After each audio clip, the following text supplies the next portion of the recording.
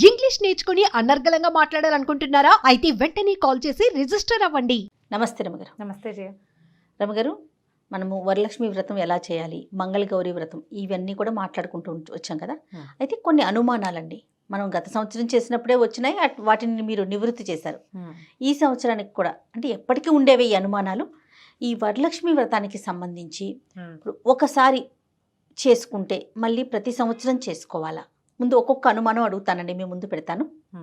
ఈ సంవత్సరం చేసుకున్నాము, ఏదో ఒక అనివార్య కారణాల వల్ల నెక్స్ట్ ఇయర్ చేసుకోలేకపోతాం, అదేమన్నా ఇబ్బంది అనిపిస్తుందా? అంటే ఇప్పుడు మన ఇంట్లో వరలక్ష్మి వ్రతం ఉండి మనం ఎవరి ఇయర్ చేసుకుంటాం. 4 శుక్రవారాలు ఉన్నాయి కదా. సో రెండవ మామూలుగా మనకి పౌర్ణమి ముందు వచ్చే శుక్రవారమే వరలక్ష్మి వ్రతము అని చెప్పుకుంటాం. రెండో రోజు కుదరదనుకో, మనకి మొదటి వారం చేసుకోవచ్చు. నెలలో ఏదో ఒక వారం వరలక్ష్మి వ్రతం చేసుకోవచ్చు కదా, దానికి అంత ఇబ్బంది ఏముంది? లేదా ఆనవాయితీ అసలు లేనే లేదు, మనకు వరలక్ష్మి వ్రతం లేదు. ఈ సంవత్సరమే ఏదో సరదా పడి చుట్టుపక్కల అపార్ట్మెంట్లో అందరూ చేసుకుంటున్నారు, చుట్టుపక్కల ఫ్రెండ్స్ చేసుకుంటున్నారు, మనం కూడా చేసుకున్నాము. వచ్చే సంవత్సరం చేయలేకపోతాము, ఏదైనా కొంప మునిగిపోతుందా అని భయం, అంతే కదా. దానికి అలా అనుమాన పడక్కర్లేదు. ఈ దేవతా సంబంధమైన వ్యవహారాలు కాంప్లికేషన్ మీరు పెట్టుకుంటే కాంప్లికేట్ అవుతుంది, వదిలేస్తే ఏమీ ఉండదు. ఏమీ అవదమ్మా, ఏమవద్దు. మీరు ఈ సంవత్సరం పెద్ద ప్రతిమ పెట్టి గ్రాండ్గా డామ్ డూమ్ అని చేశారు, నెక్స్ట్ ఇయర్ చేయకపోతే ఏది జరిగినా అది చేయలేదు కాబట్టి ఇలా అయ్యిందని అనిపిస్తుంది. కనెక్ట్ చేసుకుంటూ ఉంటాం. మీకు ఆనవాయితీ లేకపోతే సింపుల్గా చేసుకోండి, పర్వాలా. వచ్చే సంవత్సరం చేయకపోయినా ఏం అవ్వదు, అంత భయపడద్దు. ముందు అంత గ్రాండ్ కాకపోతే కొంచెంగా చేసుకోండి, మీకు అనుమానము భయము లేకుండా. ఇంత ప్రతిమలు పెట్టి చేస్తారు, పెద్ద చెంబు పెట్టి పెద్ద బిందె, దాని మీద చెంబు, దాని మీద ఒక కొబ్బరికాయ, అమ్మవారి ముఖము, చక్కగా అలంకారము, చక్కగా వస్త్రధారణ చేసి ఓ గదంతా వరలక్ష్మి వ్రతానికి కేటాయించి చేసుకుంటారు. అంత చేయకపోతే అదంతా డాబుకి మీరు చేసింది. పూజ కదా ఇంపార్టెంట్, చిన్న పూజ చేసుకోండి. మెడలో ఉన్న గొలుసు తీసి, పాత గొలుసు, చిన్న గొలుసు ఏదైనా ఉంటే గొలుసు తీసి పెట్టుకుని బంగారానికి పూజ చేసుకున్న వరలక్ష్మి వ్రతం సరిపోదు. ఈ డాబంతా మీది, ఆమెకు అక్కర్లే. ఆవిడకి కావాల్సింది ఏమిటి? మీ శ్రద్ధ, పూజ, అంతే. అంతకంటే ఏం లేదు. అది కూడా నీకు కుదరలేదు, దండం పెట్టుకో శ్రద్ధగా. కించపడి అనుమానపడి పిల్లాడి కింద పడినా వరలక్ష్మి వ్రతం మానేశాను కాబట్టి ఇప్పుడు ఆవిడొచ్చి తంతుందా? మీ అబ్బాయిని తోసేస్తుందా? నీకు జ్వరం తెప్పిస్తుందా? చెప్పు. పోనీ అలా తెప్పించేదైతే నువ్వు కిందటి సంవత్సరం బ్రహ్మాండంగా వరలక్ష్మి వ్రతం చేయించావు కదా, మీ ఇంట్లో కనకవర్షం కురిపించిందా అమ్మవారు? నీకు రావాల్సిందే కాదు వచ్చింది, అంతేనా? జరగాల్సింది జరుగుతుంది. పూజ భగవంతుని పట్ల మన శ్రద్ధని చూపించుకునేందుకు, మన శ్రద్ధని మనం భావిస్తాం, అది చేసుకుంటాం. డాబంతా జనాని కోసం చేసేది, నీ గొప్పగా చేస్తావు, అంతే. అనుమానం ఏమీ లేదమ్మా. కుదిరితే ఈ సంవత్సరం చేసుకోండి, కుదరకపోతే వచ్చే సంవత్సరం గట్టిగా ఓ దండం పెట్టుకోండి, కుదిరినప్పుడు చేస్తా అనుకోండి, పర్వాలా, భయపడద్దు.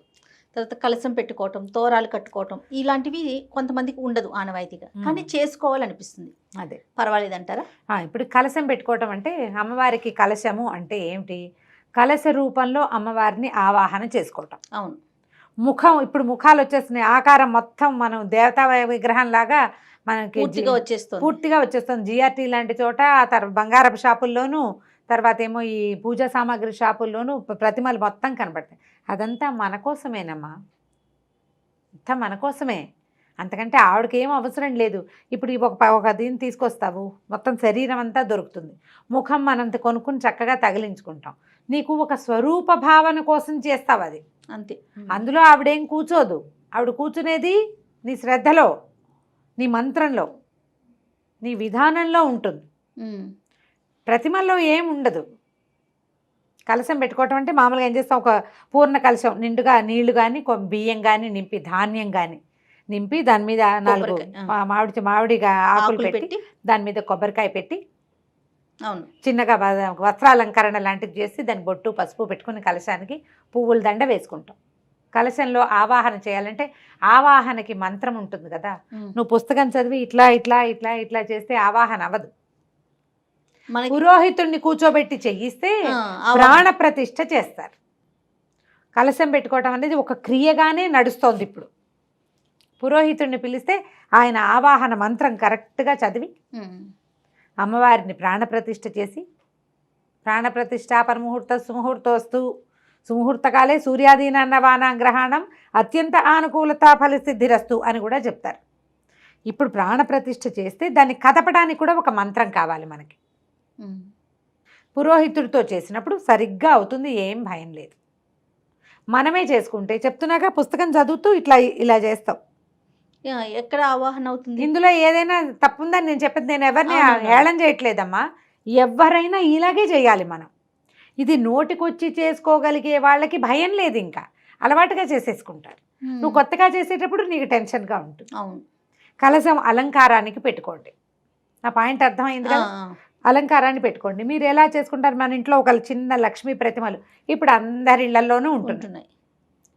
ఇలా తాపడం చేసిన ఒకవైపే ముఖం కనబడే లక్ష్మి కాకుండా వెనకాల కూడా అవయవాలు ఉండే లక్ష్మీదేవిని తెచ్చుకోండి. చిట్టి విగ్రహమైనా పర్వాలేదు. లేదా విగ్రహాలు మన ఇంట్లో మనకు అలవాటే లేదు, చిన్న బంగారపు వస్తువు ఉంటుంది. మెళ్ళో వేసుకునేది కాకుండా, రోజువారీ సూత్రాలు అవి కాకుండా ఒక చిన్న బంగారపు రూపు కానీ, ఒక చిన్న 1 గ్రాము రూపు అయినా సరే పసుపు బొట్టు పెట్టి ఒక తమలపాకు మీద పెట్టి దేవుడి దగ్గర పెట్టుకోండి. ఆమెని వరలక్ష్మిగా భావించి, లక్ష్మీదేవి అంటే బంగారంలో స్థిరంగా ఉంటుంది. హేమము అమ్మవారి యొక్క స్వరూపం. మనము బంగారం నిజానికి అందులో కొంచెం జ్యేష్ఠాదేవి కూడా ఉంటుందని కొంతమంది చెప్తారు. అందుకని ఏం చేస్తున్నాం, బంగారాన్ని బంగారంగా కాకుండా గంధము బొట్టు పెట్టి లక్ష్మిగా భావించి పూజ చేసుకుంటున్నాం. ఇది బంగారానికి పూజ కాదు, బంగారంలో ఉన్న లక్ష్మికి పూజ. అమ్మవారికి కదా పూజ. పసుపు బొట్టు పెట్టు, 2 పువ్వులు పెట్టు, చక్కగా వరలక్ష్మి వ్రతకల్పం ఉంటుంది. ఆ వ్రతకల్పం ప్రకారం చదువుకో. ఆ ధ్యాన ఆవాహన షోడశోపచార పూజాం కరిష్యే చేసేయి. 16 ఉపచారాలు ఉంటాయి. వరలక్ష్మి వ్రత కథ దొరుకుతుంది మనకి, పూజా విధానం కూడా దొరుకుతుంది. ఆ ప్రకారం చేసేసుకోండి. ఆనవాయితీ లేకపోయినా కూడా కలశాన్ని అలంకారార్థం పెట్టుకోవచ్చు. అలంకారార్థం అని చెప్పే కదా, అంతే, అలంకారం కోసం పెట్టుకోవచ్చు. దాన్ని పెట్టడానికి నియమం, తీయటానికి నియమం ఏముంది? పూజే. మనం శుక్రవారం పెడతాము, శుక్రవారం అమ్మవారికి కదపకూడదని భావిస్తాము, మర్నాడు పొద్దున కదుపుకుంటాము, అంతే. తోరాలు కూడా కొందరిళ్లలో తోరాలు ఉండవు. మీ ఇంట్లో మీకు అసలు అలవాటు లేకపోతే తోర పూజ అనేది ఒక ప్రత్యేకమైన సెక్షన్ ఉంటుంది ఆ పుస్తకంలో. తోర పూజను పక్క పెట్టేయండి. తోర పూజ వద్దు. తోరాలు ఏం చేస్తామంటే, తోరం పూజ చేసుకున్నాక ఆ తోరాన్ని చేతికి కట్టుకుని అక్షింతలు పట్టుకుని కథ వింటాం. తోరం వదిలేసేయండి, ఒట్టిగా అక్షింతలు పట్టుకుని కథ చదువుకోండి. మీరు అక్షింతల్ని సగం అమ్మవారి మీద వేసి కొన్ని అక్షింతలు మీ మీద వేసుకుని భర్తకి, పిల్లలకి, అత్తగారికి, మామగారికి అందరికీ ఇవ్వచ్చు. మన ఇంట్లో పనమ్మాయి ఉంటే దానికి కూడాను వాళ్ళు ఒప్పుకుంటే వేసేసుకోవచ్చు. తోరం కట్టడం అనేది ఒక పంధ, ఒక పద్ధతి. మన ఇంట్లో అలవాట్లేదు కదా అని పెద్దవాళ్ళు ఎవరైనా అంటే మీకు మళ్ళీ అదో కించగా, అదో భయంగా, అదో కొత్త కాంప్లికేషన్, మళ్ళీ కట్టుకోవద్దు. ఇంత మటుకు చేసుకోవచ్చు. దీనికి కలశం పెట్టకపోయినా పర్వాలేదు. వరలక్ష్మి వ్రతం అంటే లక్ష్మీ పూజ. దీని నియమం ఏమిటంటే 2వ శుక్రవారం నాడు చేసుకోవటము. అమ్మవారికి ఏవైనా 4-5 రకాల నివేదనలు, మామూలుగా 5 రకాలు చేస్తారు, 9 రకాలు చేసే అలవాటు ఉన్న వాళ్ళు కూడా ఉంటారు.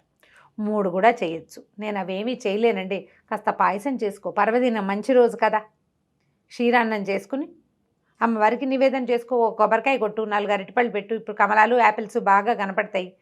తర్వాత ఏమో ఇంకా రకరకాల పళ్ళు కనిపిస్తున్నాయి. ఇప్పుడు కనిపించే పళ్ళని 4 రకాల పళ్ళు తెచ్చి పెట్టుకోండి. దీని ప్రధాన నియమం వరలక్ష్మి వ్రతాన్ని ఎవరికైనా బొట్టు పెట్టి వాయనం ఇవ్వటం, తాంబూలం, అది ఇంపార్టెంట్. ఈ రోజున మన ఇంటికి వచ్చిన వాళ్ళు లక్ష్మీ స్వరూపంగా భావించండి, అంతే. ఇదే ప్రధానమైంది. తర్వాత రమ్మగారు, భర్త లేని స్త్రీలు కూడా ఉంటారు కదా, వారికి అనిపిస్తూ ఉంటుంది వరలక్ష్మి వ్రతం చేసుకుందామని. అలాంటి వారు చేసుకోవచ్చా? చేసుకోవచ్చు. మామూలుగా లక్ష్మీదేవి పూజ ఏముంది, ఎవరైనా లక్ష్మీ పూజ చేసుకోవచ్చమ్మా. అందులో భర్త ఉండాలన్న నియమం లేదు. ఈ తోర పూజలు, కలశాలు అవి పెట్టుకోవద్దు. ఇంట్లో ఉన్న లక్ష్మీదేవికి పూజ చేసుకోండి. వరలక్ష్మి వ్రత కథ రకంగా చదువుకోండి. అక్షంతలు నెత్తి మీద వేసుకోండి. వచ్చే జన్మలో అయినా నాకు మంగళ భాగ్యం దొరకాలని, మాంగళ్య భాగ్యం దొరకాలని దండం పెట్టుకుని చేసుకోవచ్చు. గర్భవతులు, వివాహం కాని కన్యలు చేసుకోవచ్చు. ఇంట్లో ఎవరు లేనప్పుడు వీళ్ళే ఉంటారు, పూజ మానేయటం ఇష్టం ఉండదు, అదే చేసుకోండి. ఈ తోరాలు, వాయినాలు ఇవ్వడం పెట్టుకోవద్దు. మన ఇంటికి ఎవరైనా వస్తే కనుక అమ్మ బొట్టు పెట్టుకుని మీరే 2 పళ్ళు తీసుకోండి అని మన ఇంట్లో నుంచి పళ్ళు, పువ్వులు బయటికి వెళ్ళాలి. మీరు ఇవ్వక్కర్లా, బొట్టు పెట్టుకుని ఇవ్వమని, ఇది తీసుకోమంటే సరిపోతుంది. ఇప్పుడు చేతికి ఎందుకు ఇవ్వకూడదు అని ప్రశ్నలు వెంటనే వస్తాయి. మనకి అనుమానం లేకపోతే ఈ ప్రశ్న అడగం. చేసేస్తాం. ఎప్పుడు ప్రశ్న వస్తుంది మనకి అనుమానం ఉన్నప్పుడు మన ఇంట్లో నుంచి బయటకు వెళ్ళటమే ఇంపార్టెంట్. ఇలా చేసుకోండి, ఏం పర్వాలేదమ్మా, తప్పలేదు. మొన్న ఒకరు అడిగారు, నేను ఇదే ఆన్సర్ చెప్పాను. వాళ్ళకి చెప్పిన ఆన్సరే నేను సముఖంలో ఇలా వీడియోలో కూడా చెప్తున్నా. గర్భవతులండి కొంచెం 7వ నెల లోపలైతే చేసుకోవచ్చయ్యా. 7th మంత్ వచ్చాక ఆనవాయితీ ఉన్నా పనికిరాదు. కొంచెం 5-6 నెలల్లో కూడా ఈ బెడ్ రెస్ట్లు చెప్పిన వాళ్ళు, కింద కూర్చోలేని వాళ్ళు, ఈ మలుగుల్లో పట్టేసే పద్ధతి ఉన్న వాళ్ళు సింపుల్ పూజ చేసుకోండి, వాయినాలు ఇవ్వచ్చు. అంటే కొన్ని ఇళ్లలో కడుపులో పండున్నప్పుడు పళ్ళు ఇవ్వకూడదు లాంటి సిద్ధాంతం ఉంటుంది. తాంబూలం ఇవ్వకూడదు అంటారు. ఓకే, పళ్ళు ఇవ్వకూడదు ఎవరికి అని చెప్తారు. మా వైపు ఏమో మా ఇళ్లలో ఏంటంటే ఇలా కడుపుతో ఉన్నప్పుడు చక్కగా 4 పళ్ళు ఇచ్చుకుంటే దాన ఫలితం, దానం కొద్దీ బిడ్డలు అంటారు. అందుకని బాగా ఎన్ని పళ్ళు ఇస్తే అంత మంచిది పిల్లలకన్న భావన కొంతమందికి ఉంటుంది. మీ ఇళ్లలో ఉన్న విధానాన్ని బట్టి చేయండి. 6 నెలల వరకు పూజ చేసుకోవచ్చు, తప్పలేదు. 7వ నెల వచ్చాక ఇంకా చేయకూడదు అంటారు. తర్వాత రమ్మగారు ఇన్ని వాయినాలు ఇవ్వాలి, లేకపోతే ఇంత ఆహారం పెట్టాలి, లేకపోతే ఇన్ని ప్రసాదాలు చేయాలి, ఇలాంటి నియమం ఏమన్నా ఉందండి? మామూలుగా 5 లేదా 9 చేసుకుంటారు ప్రతి వాళ్ళు, చాలా మంది వాళ్ళ ఇళ్లలో విధానాన్ని బట్టి. నా వరకు నాకు ఓపిక లేకపోతే కనీసం పాయసమైనా చేసి పెడదాం అని భావిస్తాను నేను. పళ్ళు కూడా అన్నీ అంతే. వాయనాలు కూడా ఒక్క తాంబూలం శుక్రవారం, ఇది చాలా గొప్ప పర్వదినం.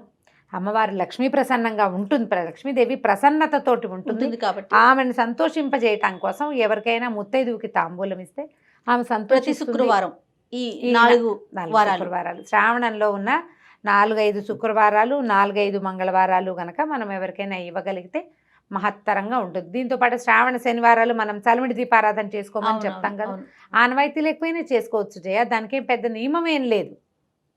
కాకపోతే ఈ సంవత్సరం చేసాం, వచ్చే సంవత్సరం చేయకపోతే కొంప మునిగిపోతుందనే భావాల్లోకి మాత్రం వెళ్ళకండి.